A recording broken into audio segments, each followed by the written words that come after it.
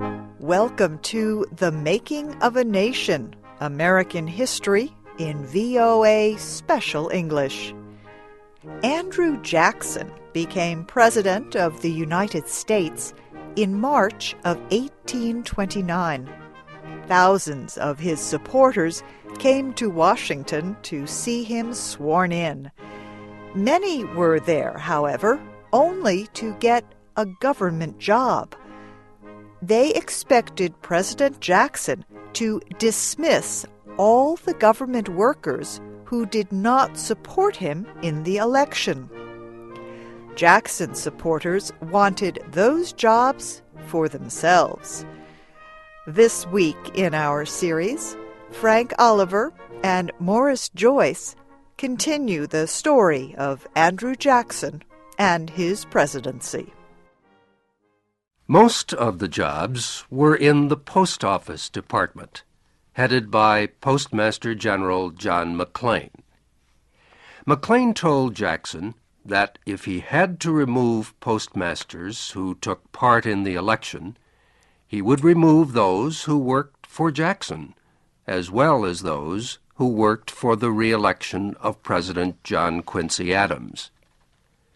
Jackson removed McLean as Postmaster General. William Berry of Kentucky was named to the position. Berry was willing to give jobs to Jackson's supporters, but he too refused to take jobs from people who had done nothing wrong. Many government workers had held their jobs for a long time. Some of them did very little work. Some were just too old. A few were drunk most of the time. And some were even found to have stolen money from the government. These were the people President Jackson wanted to remove. And he learned it was difficult for him to take a job away from someone who really needed it. One old man came to Jackson from Albany, New York. He told Jackson he was postmaster in that city. He said the politicians wanted to take his job. The old man said he had no other way to make a living. When the president did not answer, the old man began to take off his coat. "I am going to show you my wounds," he said. "I got them fighting the British with General George Washington during the War for Independence." The next day, a New York congressman took President Jackson a list of names of government workers who were to be removed. The name of the old man from Albany was on the list. He had not voted for Jackson. "By the Eternal," shouted Jackson, "I will not remove that old man. Do you know he carries a pound of British lead in his body?" The job of another old soldier was threatened. The man had a large family and no other job. He had lost a leg on the battlefield during the War for Independence. He had not voted for Jackson either. But that did not seem to matter to the president. If he lost a leg fighting for his country, Jackson said, that is vote enough for me. He will keep his job. Jackson's supporters who failed to get the jobs they expected had to return home.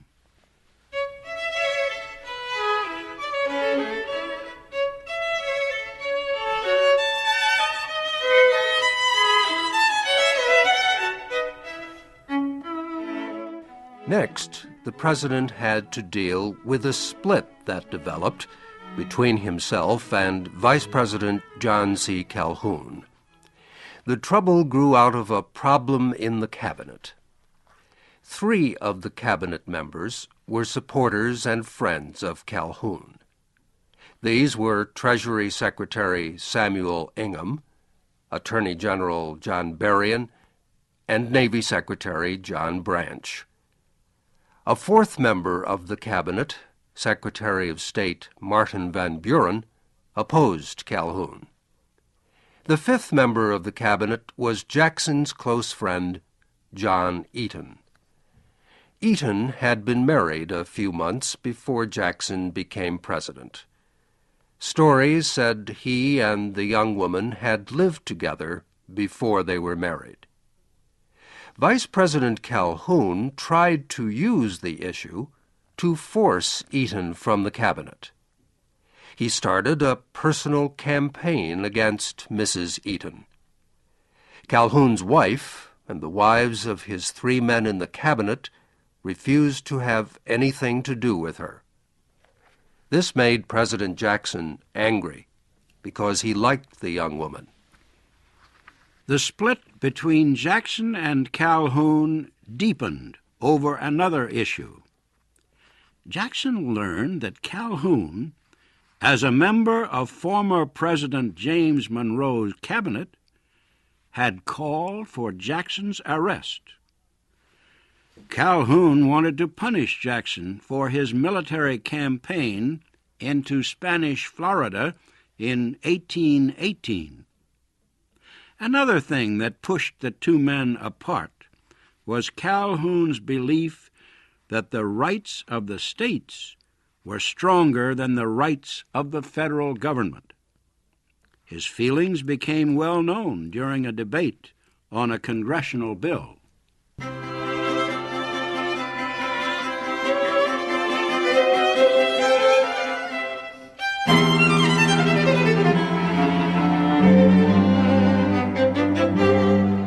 In 1828, Congress had passed a bill that, among other things, put taxes on imports. The purpose of the tax was to protect American industries. The South opposed the bill, mainly because it had almost no industry. It was an agricultural area. Import taxes would only raise the price of products the South imported. The South claimed that the import tax was not constitutional. It said the Constitution did not give the federal government the right to make a protective tax. The state of South Carolina, Calhoun's state, refused to pay the import tax. Calhoun wrote a long statement defending South Carolina's action. In the statement, he developed what was called the Doctrine of Nullification. This idea declared that the power of the federal government was not supreme.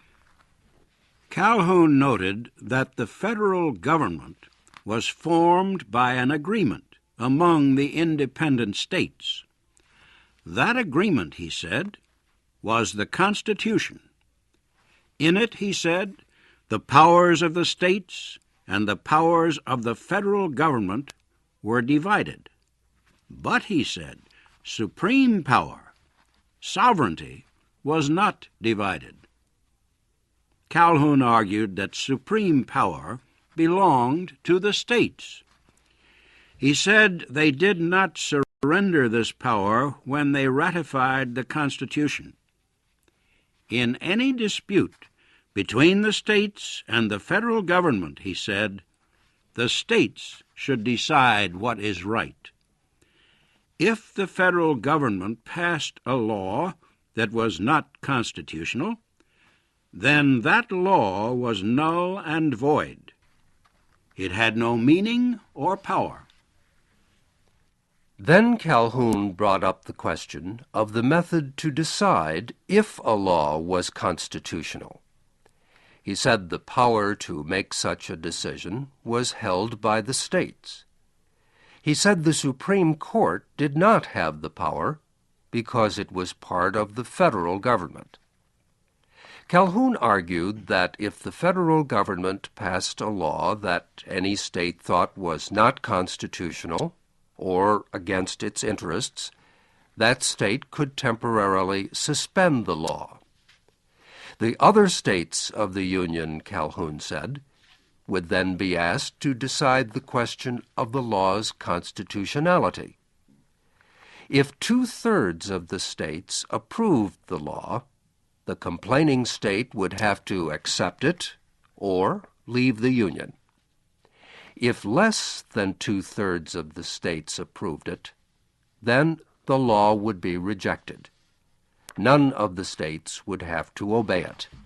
It would be nullified, canceled. The idea of nullification was debated in the Senate by Daniel Webster of Massachusetts and Robert Hayne of South Carolina.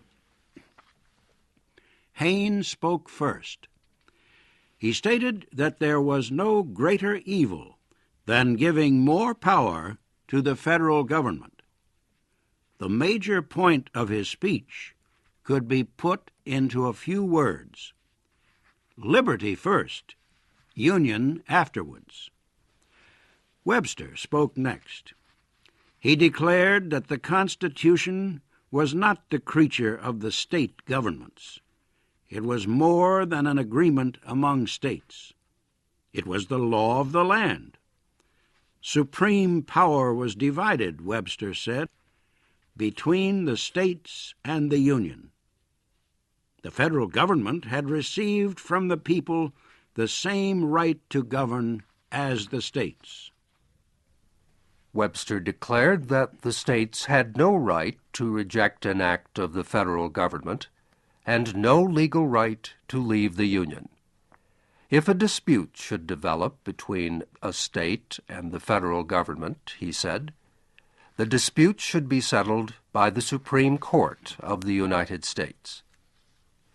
Webster said Hayne had spoken foolishly when he used the words liberty first, union afterwards. They could not be separated, Webster said. It was liberty and union, now and forever, one and inseparable. No one really knew how President Jackson felt about the question of nullification. He had said nothing during the debate. Did he support Calhoun's idea, or did he agree with Webster?